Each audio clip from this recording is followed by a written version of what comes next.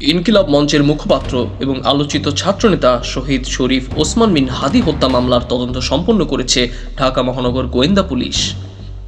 আজ মঙ্গলবার ৬ জানুয়ারি ঢাকার চিফ মেট্রোপলিটন ম্যাজিস্ট্রেট আদালতে মোট ১৭ জনের বিরুদ্ধে অভিযোগপত্র দাখিল করা হয়েছে। বিকেলে টিএমপি মিডিয়া সেন্টারে আয়োজিত সংবাদ সম্মেলনে ডিবির অতিরিক্ত কমিশনার শফিকুল ইসলাম জানান, এই হত্যাকাণ্ডের মূল পরিকল্পনাকারী এবং নির্দেশদাতা হলেন ঢাকা মহানগর উত্তর যুবলীগের সাংগঠনিক সম্পাদক ও মিরপুরের সাবেক ওয়ার্ড কাউন্সিলর তাইজুল ইসলাম চৌধুরী ওরফে বাপ্পি। ওসমান হাদীর নতুন ধারার রাজনীতি এবং নিষিদ্ধ ঘোষিত ছাত্রলীগ ও আওয়ামী লীগের সমালোচনা সইতে না পেরে বাপ্পি এই হত্যার নির্দেশ দেন।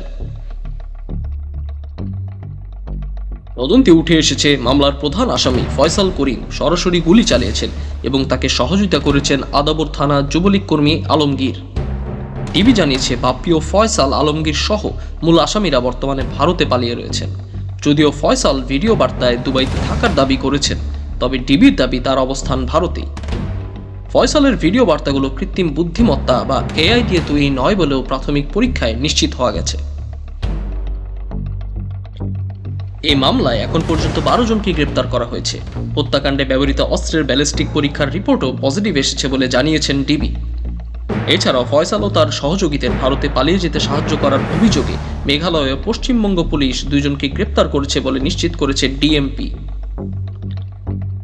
ডিবি কর্মকর্তা শফিকুল ইসলাম আরও জানান, পলাতক আসামিদের আইনের আওতায় আনতে সব ধরনের চেষ্টা চলছে।